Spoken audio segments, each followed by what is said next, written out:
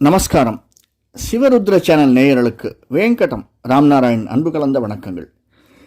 பரிகாரம் அந்த தலைப்பில் பார்த்துட்டு இருக்கோம். பரிகார ஸ்தலங்கள் அந்த வகையில் இன்னைக்கு பார்க்கக்கூடிய கோள் சந்திரன் கிரகம். சந்திரன் முதல்ல சூரியன் பார்த்தோம். ஏன் பரிகாரம் பண்ணணும் அப்படிங்கிறத தனி காணொலியில் பார்த்தோம். இப்போ அந்த பரிகார ஸ்தலங்களில் சந்திரனுடைய ஸ்தலமாக முதல்ல நாம் பார்க்கக்கூடியது திங்களூர். இந்த திங்களூர் கும்பகோணம் திருவையாறு சாலையில், திருவையாறிலிருந்து ஒரு 10 கிலோமீட்டர் தொலைவில் இருக்கக்கூடிய திருத்தலம். பொதுவாக இந்த திருத்தலம் திங்களூர் திங்கள், அதாவது சந்திரனுக்கு ஏற்றமுடைய தலமாக விளங்கக்கூடியது. இந்த ஏற்றமுடைய ஸ்தலம் அப்படின்னா நம்மளுடைய மெயினாக ராசி லக்னம் அப்படின்னு சொல்லுவோம். லக்னம் அமைந்தது சூரியனை ஒற்றி, ராசி பலன் பார்க்கிறது சந்திரனை ஒற்றி. அதனால் சந்திரனுக்கு ஏற்றம் தர வேண்டும் என்றால் சந்திரனை பூஜித்து வர வேண்டும்.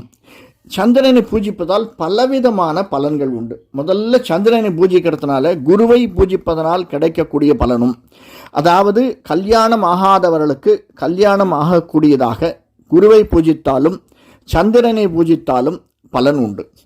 இந்த சந்திரனை பூஜிப்பதால் நம் உடலில் இருக்கக்கூடிய சில தோல் வியாதிகள் நீங்கக்கூடியதாக நாம் பார்க்கிறோம். அதற்கடுத்து முக்கியமாக விஷம் தோய்ந்த விஷக்கடிகள் நம்முடைய உடலில் இருக்குமேயானால் அதற்கு நீக்குவதற்காக இந்த சந்திரனுடைய ஸ்தலம் மிகவும் உபயோகமாக இருக்கிறது.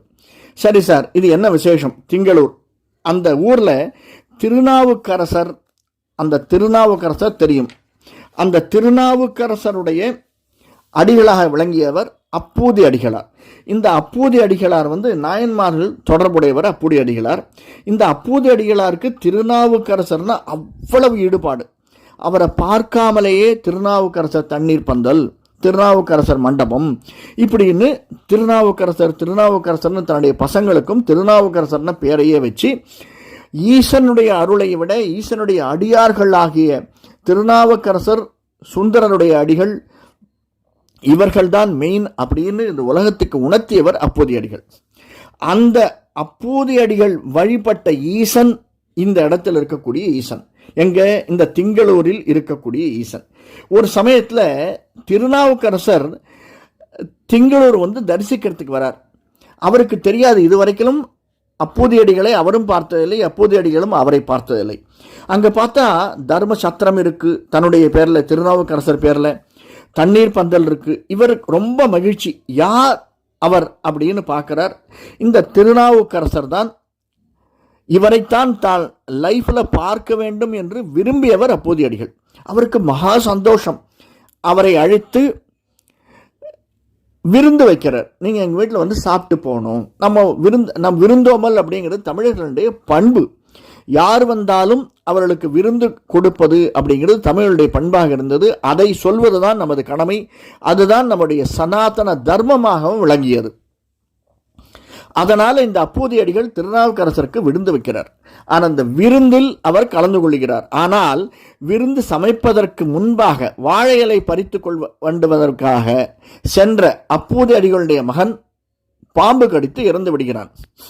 அதை அவர்கள் சொல்லாமல், ஏன்னா அதை சொன்னோம்னா திருநாவுக்கரசர் ரொம்ப நாள் கழிச்சு பார்த்துருக்கோம், அவர் யாருன்னே தெரியாமல் அவர் ஒரு விருந்தும் போது அவர் விருந்து உண்ணாமல் எழுந்து விடுவார், சென்று விடுவார், வீட்டில் இந்த சாவு நிகழ்ந்து விட்டது அப்படின்னு அதை மறைத்து விடுகிறார்கள். ஆனால் அவர் இறைவனுடைய அடியார் அல்லவா, போடுறதுக்கு முன்னாடி இலையில் கை வைப்பதற்கு முன்னாடி என்ன சோகமாக இருக்கீங்கன்னு கேட்டு அதை உணர்த்தி விடுகிறார், உணர்ந்து கொள்கிறார்.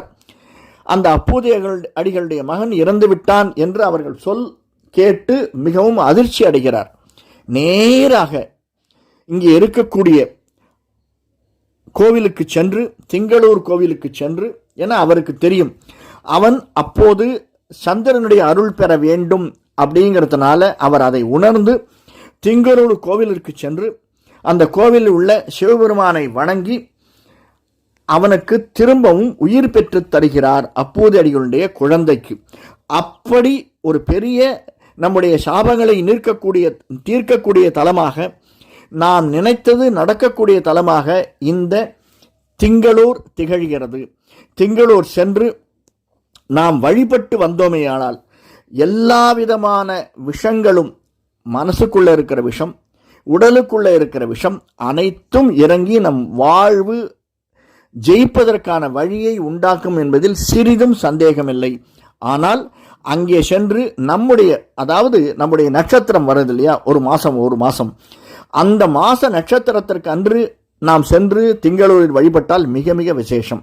சரி, அப்படி போக முடியல சார் அப்படின்னா, நம்ம வீட்டில் இருக்கக்கூடிய யாருடைய 4-5 பேர் இருப்போம் இல்லையா போறவர்கள், அவர்களுடைய யாருடைய நட்சத்திரமாவது இருந்தால் அடுத்தது விசேஷம். இதை அறிந்து திங்களூர் சென்று, அந்த திங்களூரில் இந்த பக்கம் பார்த்தேன்னா நீங்கள் திங்களூர் ஈஸ்வரனை தரிசித்து விட்டு வெளியில் வரும்போது ஒரு பக்கம் சூரியனும் மறுபக்கம் சந்திரனும் இருப்பார்கள். அந்த இடத்தில் சூரியனையும் வழிபட்டு சந்திரனையும் வழிபட்டு, ஏன்னா சந்திரன் கிட்ட இருந்தால் சந்திரன் சூரியனிடமிருந்தால் ஒளியை வாங்கி கொள்கிறான். அதனால தான் லக்னம் முதல்ல, அடுத்தது ராசி நாம் சொல்கிறோம். அதனால அங்க மெயின் சந்திரனாக இருந்தாலும் சூரியனையும் வழிபட்டு வந்தோமேயானால் அனைத்து விதமான நன்மைகளையும் அடைவோம், சிறிதும் சந்தேகமில்லை. நன்றி.